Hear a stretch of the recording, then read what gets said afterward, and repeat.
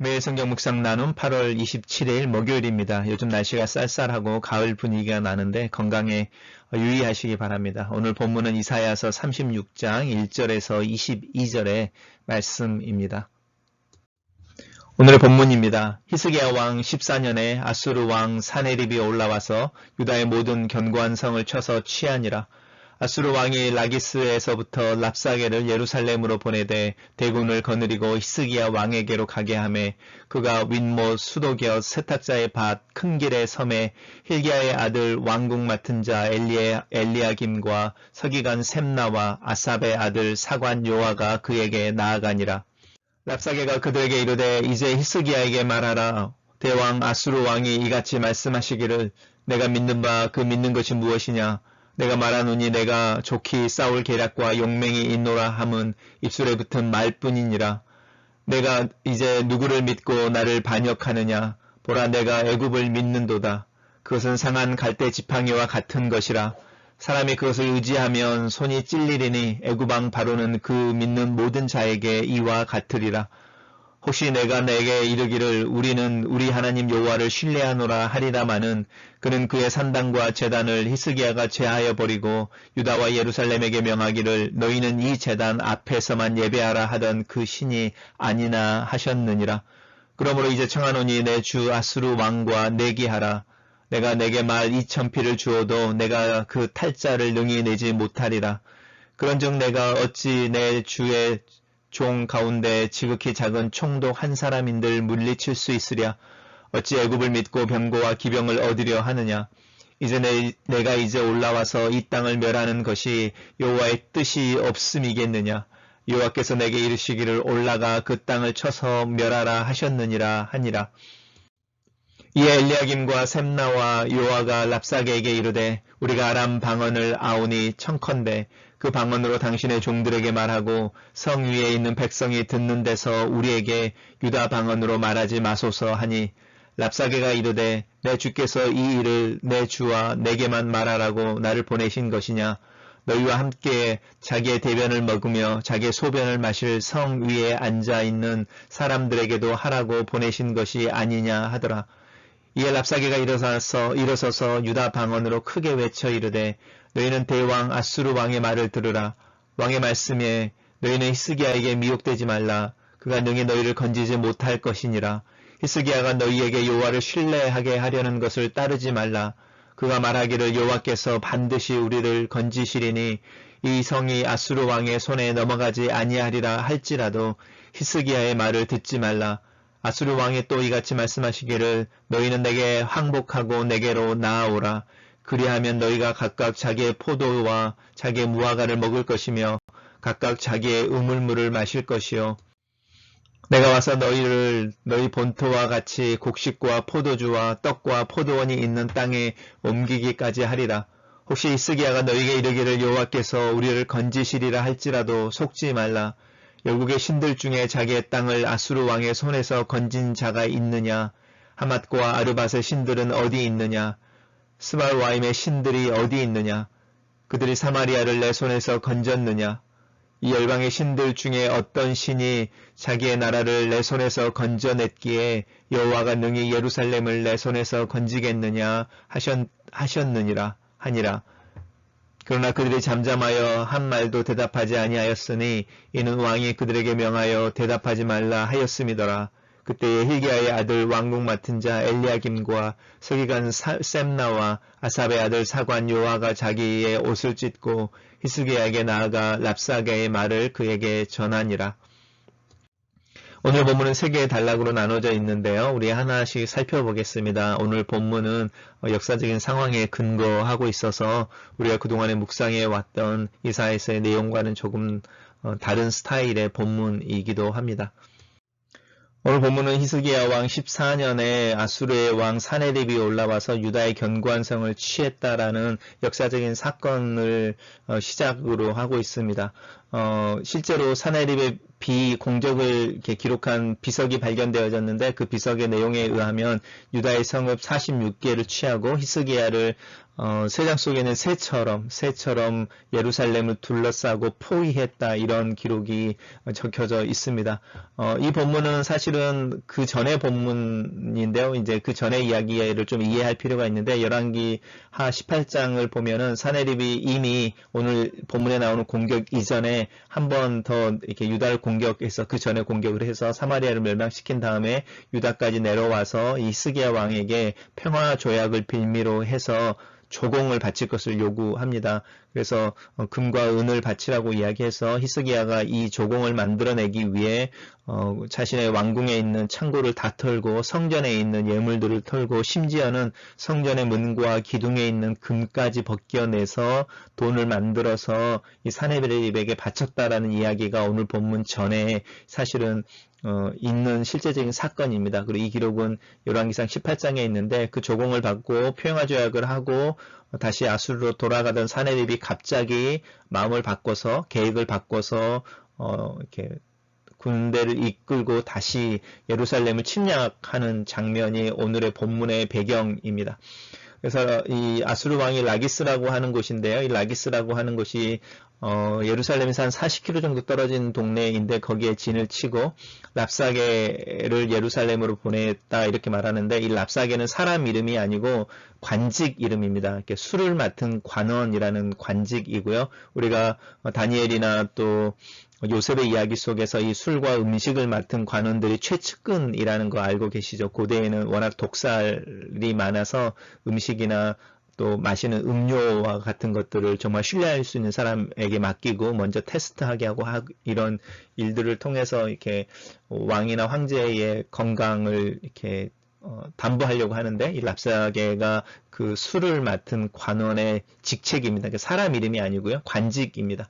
이 랍사게에게, 그러니까 술을 맡은 관원에게 대군을 이끌고 예루살렘에 가서 이제 예루살렘을 침략해라, 이렇게 말을 하고 있습니다. 왜 이 랍사게라고 술을 맡은 관원을 썼을까라고 하는 부분은 우리가 오늘 본문 읽었을 때 기억하시면, 이 사람이 유다말을 할 줄 아는 거죠. 유다말을 할 줄 알아서 이 사람을 사용해서 이제 보내게 하는 부분이 있습니다. 그래서 히스기야 왕에게 와서 이제 예루살렘을 포위한 다음에 예루살렘에서 이제 어떤 최후의 통첩처럼 항복을 요청하는 게, 권면하는 게 오늘의 본문의 핵심이라고 할 수 있습니다.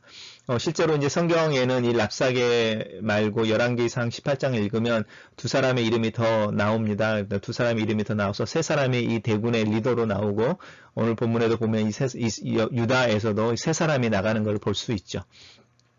그래서 이 왕궁을 맡은 자라고 나오는 것은 실제로는 지붕 위에 있는 자라는 뜻으로 우리나라 요즘으로 말하면 총리쯤 되는 사람이라고 생각하시면 되고요.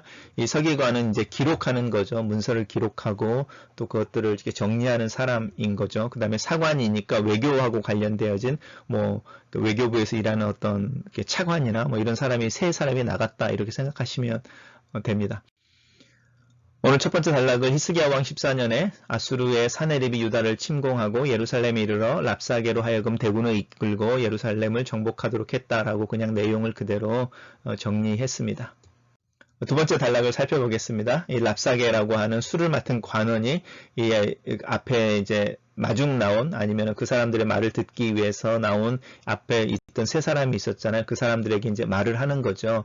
히스기야에게 전해라 라고 말하는 거죠. 한번 보십시오. 이렇게 자기의 왕은 대왕 아수르 왕 이렇게 표현하면서 히스기야 앞에 왕이란 말을 안 붙이죠. 히스기야 왕에게 말해라가 아니라 히스기야는 이름을 부르고 자신의 왕은 대왕이라는 말을 붙이고 뒤에 반드시 왕이라는 말을 붙이고 있으면서 이 랍사게가 얼마나 이렇게 벌써 말 처음부터 히스기야와 유다를 우습게 보고 있는지. 오늘 본문에서 이제 반복되어지는 단어가 이 믿는다는 단어죠. 신뢰한다라는 단어인데, 그러니까 랍사게가 이야기하고 있는 핵심은 뭐냐면, 네가 무엇을 믿고 까부느냐 이거죠. 네가 믿는 게 뭐냐? 네가 무엇을 믿길래 하나님 그 아수르 왕 대왕 앞에서 항복하지 않고 버티겠다고 하는 거냐라고 말하면서 이야기를 하는데요. 첫 번째가 뭐냐면, 너희 안에 군사력이 없지 않냐라는 겁니다. 싸울 계략과 용맹이라고 말하는데 전략도 없고 그 전략을 실행할 만한 군사나 또 그런 어떤 사기 같은 것도 없고 의지도 없지 않냐. 그래서 너희들이 항복하지 않겠다고 하는 말, 이 말은 입술에 있는 그냥 이렇게 발린 말이다, 이런 이야기를 하는 거죠. 그러니까 그 유다가 가지고 있는 어떤 군사력의 빈약함이죠. 전쟁의 준비가 전혀 안 되어져 있는 모습. 그 다음에 두 번째가 이제 유대 사람들이 믿고 있는 애굽을 믿는다, 이렇게 표현하는데, 애굽을 상한 갈대 지팡이니까 이 지팡이를 짚으면 부러져 버리겠죠. 그 이야기를 하는 거죠. 이 이야기는 마치 하나님이 이사야를 통해서 계속적으로 유다 사람들에게 경고하고 있는 내용하고도 좀 비슷하죠.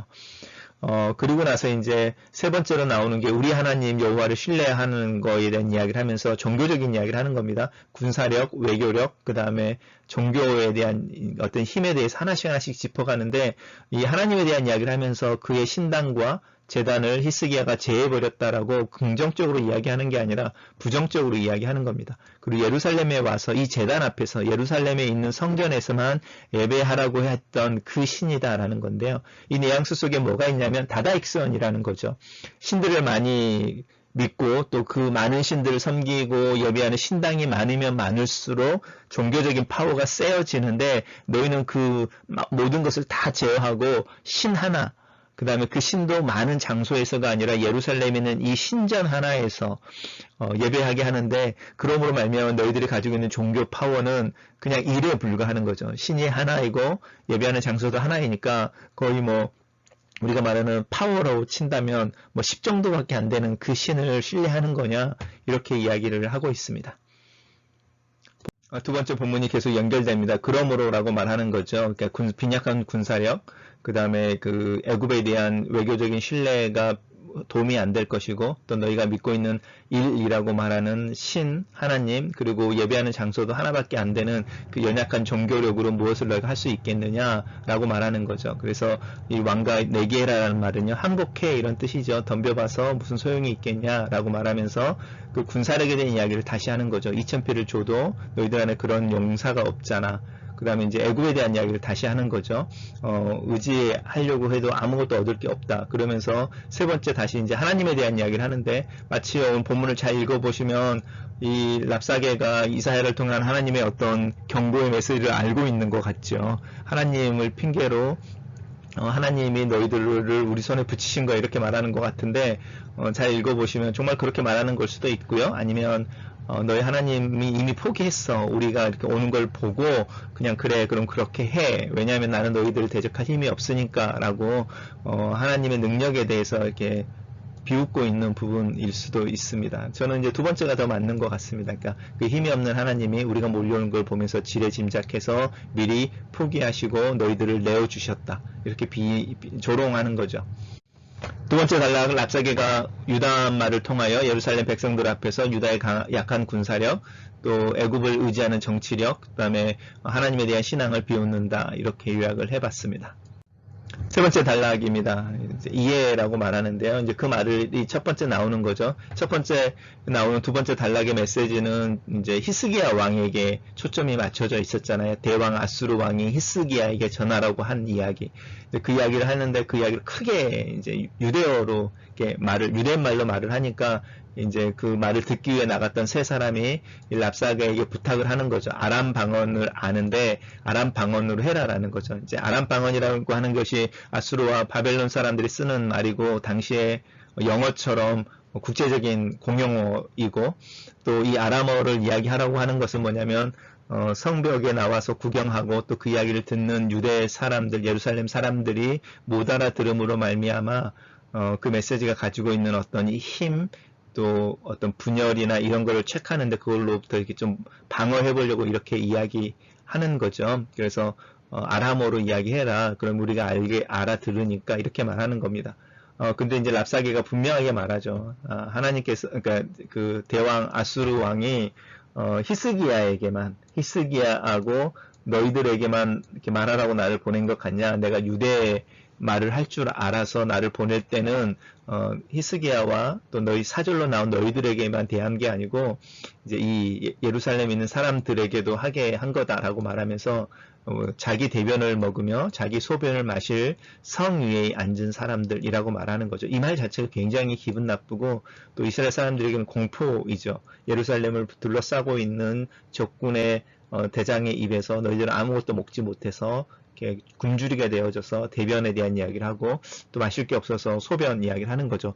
왜냐하면 예루살렘에는 연못이 없어서 물들이 다 밖에서 이렇게 올라가야 되고 이렇게 물들을 이렇게 길러가야 되는데 이렇게 포위되어져 있으니까 실제로 우리가 이제 오늘의 이사야서 말고 열왕기나 이런 역사서를 읽어보게 되면 이럴 때에 예루살렘 안에서 뭐 아이들을 제비 뽑아서 오늘은 우리 집 아이, 내일은 뭐 너희 집 아이 이렇게 해서 아이들을 잡아먹고 막 이런 이야기까지 나오잖아요. 이제 그런 것에 대한 경고의 이야기일 수도 있습니다. 근데 그러면서 이제 계속 이야기하는 거죠. 이해라고 말하는 거죠. 그렇게 말하고 랍사게가 일어나서 유다 방언으로 더 크게 말하는 거죠. 이제 여기서부터는 백성들을 향해서 하는 메시지가 되는 거죠. 대왕 아수르라고 말하면서 다시 이야기하죠. 두 번째 단락에서 히스기야에게 대왕 아수르 왕이 나를 보내서 메시지를 전했다 이렇게 말하고 지금 본문에서는 대왕 아수르 왕이 너희들에게 말한다 이렇게 말하면서 핵심은요. 히스기야가 하는 말을 듣지 말라는 거죠. 히스기야는 너희들을 건져내지 못한다. 그 다음에 히스기야가 너희들에게 하나님을 신뢰하라고 하는데 그러지 못한다라고 말하는 거죠. 그래서 이제 이 성이 아수르에 넘어가게 된다라고 말하는 거죠. 그 다음에 히스기야 말을 듣지 말라는 이야기를 계속 하는 거죠. 그러면서 이제 여기 자기의 포도나무와 자기의 무화과를 먹는다 이렇게 이야기하는데 대변을 먹을 사람들에게 전혀 다른 이야기를 하는 거죠. 너희가 아수르 왕 항복하고 아수르 왕을 따르면 이런 일들이 될 거라는 거죠. 오줌을 먹는 게 아니고 자기의 우물물을 먹을 거다. 이렇게 이제 잘 될 거다 약속하는 거죠. 그 조건이 뭐냐면 항복하고 나에게로 나오라라는 겁니다. 나에게 항복하고 나에게로 나오면. 근데 이 말이 무슨 뜻이냐면 나에게 항복하고 나에게로 나오면인데요. 이 항복한다는 단어가 나와 축복을 이렇게 만들면, 이렇게 나에게로 나와서 나의 축복을 구하면 이런 뜻입니다. 그러면서 나오는 내용이 이제 이 먹는 것과 마시는 게 해결되어지는데요. 잘 보셔야 합니다. 그러면서 무슨 이야기를 하냐면 내가 와서 아수르 왕의 말이죠. 너희 본토와 같이 곡식과 포도주와 떡과 포도원이 있는 땅까지 옮기기까지 하리라 라는 이야기가 들어가 있죠. 굉장한 어떤 축복의 약속 같지만 아니죠. 이주정책에 대한 이야기를 하고 있죠. 내가 너희들을 사로잡아서 너희들의 본토와 비슷한 땅으로 옮겨주겠다고 말하는데 이것은요 식민지 정책의 가장 기본적인 이야기를 하고 있는 거죠. 아수르 식민지 정책이 뭐냐면 사람들을 사로잡아서 다른 땅으로 이주시켜 버리는 건데 그게 아무리 좋은 땅이라고 한들 고향만 하겠습니까? 그러니까 굉장히 어떤 축복을 이야기하고 있는 것 같지만 그 안에 이렇게 어떤 숨겨져 있는 어둠처럼 옮기기까지 하리라라는 메시지가 들어가 있죠. 계속입니다. 그 다음에 이제 다시 똑같은 이야기죠. 하죠. 이제 히스기야가 이야기하면서 하나님에 대한 이야기를 하면은 믿지 말아라 라고 말하면서 아까 우리 봤죠. 하나님에 대한 이야기를 하면서 그 하나님이 어떤 하나님이냐면 히스기야가 다른 신들은 다 제거하고 다른 예배 장소들을 다 제거하고 하나의 신, 하나의 예배 장소라고 말해서 최소한으로 축복이나 또 그 신의 어떤 힘을 최소화시켜 놓은 힘이 없는 이 하나님인 거잖아요. 그 하나님은 이제 어떻게 비웃고 있는지 한번 보십시오. 열국의 신들 중에 아수르 왕의 손에서 건진 자가 있느냐. 그러니까 아수르 왕이 그 정복해했던 나라들이 섬겼던 모든 신들보다 더 강한 거죠. 구체적으로 이야기하죠. 하맛이라든지 아르밧이라고 하는 지역에 대한 이야기를 하고 수알바와비라고 하는 신들에 대한 그 지역에 대한 이야기를 하면서 그들이 다 정복당했는데 그들의 신이 어디 있느냐. 아수르 왕 앞에서 다 없어졌다 이야기를 하면서 가장 가까운 형제인 사마리아 또한 이야기하는 거죠. 사마리아가 멸망했는데 그 사마리아가 섬기던 신들, 그 신들이 어디 있냐. 사실은 사마리아 또한 하나님을 섬겼으니까 하나님에 대한 모욕일 수도 있죠. 그래서 어떤 신이 자기의 나라를 내 손에서 건져냈길래 그 신들보다 이렇게 훨씬 더 연약한 그 신이 예루살렘에서 나를 건져내겠느냐, 내 손에서 건져내겠느냐 이렇게 이야기하면서 히스기야와 하나님에 대한 믿음을 계속적으로 이야기하면서 히스기야의 메시지가 하나님을 신뢰하자라고 말하는데 그 말에 속으면 안 돼 이렇게 이야기하는 부분입니다. 그럴 때 이 나온 사람들이 잠잠히 있었다. 그리고 나중에 이제 이 옷을 찢었다라는 건데요. 이렇게 참담했다는 거죠. 그 이야기가 담겨져 있습니다. 이 세 번째 단락은 랍사게가 유대의 말로 하나님을 신뢰하는 히스기야 왕의 말에 미혹되지 말라고 또 평안과 이렇게 평안과 평화를 약속하는 아수르 왕들을 들으라고 백성들을 설득하였다. 묵상 포인트입니다. 하나님께서 이사야를 통해 경고하셨던 내용이 실제로 일어났다. 역사라고 하는 것은 우리가 예상할 수 없는 우연의 연속처럼 보이지만 그 뒷면에서 보이지 않는 모습으로 일하시는 하나님이 계신다. 지금 코로나 상황에서 우리가 이해할 수 없는 하나님의 섭리 가운데 있다는 것을 믿는다. 하나님께서 역사 속에서 일하시는 것을 이해하는 지혜를 구한다. 코로나를 통해 이 시대에 말씀하시는 하나님의 메시지는 무엇일까? 분명한 것은 인간의 탐욕, 이기심, 각 나라의 가장 약하고 어두운 부분들이 자연스럽게 드러나고 있고 각 나라의 정치 리더십들의 민낯과 각 나라의 사람들의 사고와 행동 방식의 패턴이 드러나고 있다는 점이다. 기독교의 민낯과 종교의 민낯도 함께 드러나고 있다. 캐나다의 교회들과 한국의 교회를 비교해 볼 때 어떤 것이 더 좋은 믿음, 더 나은 믿음, 더 많은 믿음의 교회일지 질문해 본다. 내 개인의 삶 속에서도 하나님의 경고와 약속이 실제로 경험되어질 때가 있다. 내 인생을 내 생각과 계획을 따라 움직여갈 수 없는 어떤 폭풍과 같은 경험 속에서 내 바람과 기도하는 다른 일들이 일어나는 것을 통해서 나는 하나님의 섭리와 주권 앞에 고개를 숙이고 때로는 질문을 하게 된다.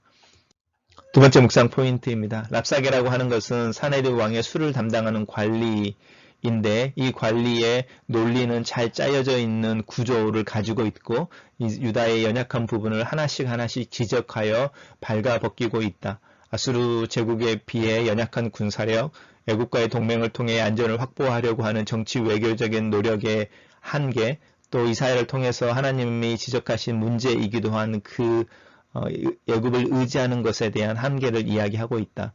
세상 사람들이 바라보는 교회는 기독교인들의 문제는 또한 어쩌면 하나님도 공감하고 동의하는 문제일 수도 있다는 생각이 든다.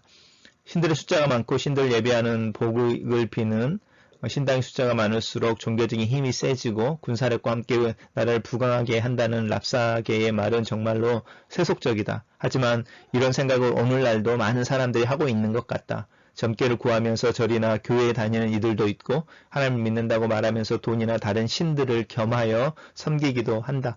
축복을 받기 위해 다양한 통로를 만들어 놓는 것은 다다익선이라는 말처럼 오늘의 현실 속에서 세상에 권면하는 지혜이기도 하다. 문제는 그것이 하나님의 지혜가 아니라는 점이다. 나에게는 오직 하나님 여호와만이 나의 하나님이시고 다른 산당들을 제거하고 다른 신들의 이름을 지우고 오직 온전히 여호와를 섬기는 신앙의 삶을 살기로 결심한다.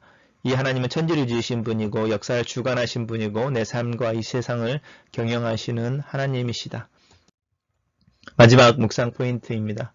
아수르라고 하는 제국을 비교할 때에 유다는 제국의 변방에 위치한 작은 나라일 뿐이다. 사실은 싸움이 안 되는 게임이다. 세상의 방법, 세상의 기준으로 볼 때 나는 이 오타와를 사는 작은 사람에 불과하다. 키의 문제가 아니라 능력의 문제에 있어서도 작은 사람이다. 내가 할 수 있는 일의 영역과 또 다른 사람보다 더 탁월하게 할 수 있는 그런 능력이 없다. 이 세상에서는 큰 것에 고개를 숙일 것을 요구한다. 힘이 세고 권력이 있고 권위가 있고 또 효과적인 것을 선택할 것을 요구한다. 하지만 정말로 작지만 더 중요한 것들이 있다. 아무것도 아닌 것 같아 눈을 찔끔 감아버리면 될 것 같지만 오히려 그것이 생명의 근원인 것이 있다.